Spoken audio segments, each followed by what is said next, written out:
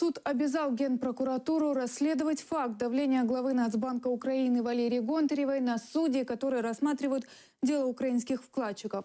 На заседание по заявлению нардепа Игоря Луценко о бездеятельности Генеральной прокуратуры Украины ездила наша съемочная группа.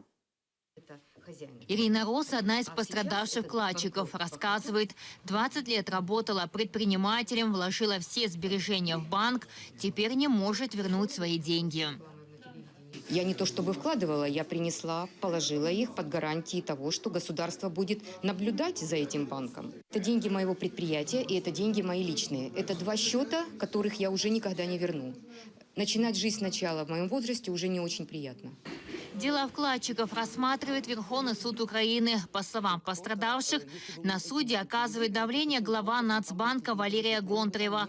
Чтобы привлечь ее к уголовной ответственности, вкладчики обратились за помощью к народному депутату Игорю Луценко. Он ходатайствовал перед судом, чтобы Генеральная прокуратура зарегистрировала уголовное производство и расследовала факт давления Гонтаревой на судей Верховного суда України. Ми вважаємо, що у даному випадку здійснюється необґрунтований тиск на суд, втручання в діяльність правосуддя шляхом надання вказівок для ухвалення неправосудних рішень на користь регулятора. А тому, оскільки маються ознаки вчинення кримінального правопорушення за статтею 376 Кримінального кодексу України, було направлено відповідне повідомлення про кримінальне правопорушення. Представитель Генеральной прокуратуры опровергает эти показания.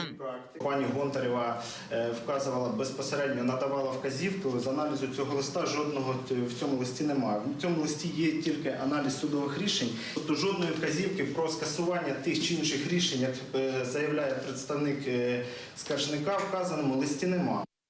Судья выслушала аргументы двух сторон, вернулась из совещательной комнаты уже с решением жалобу народного депутата удовлетворить.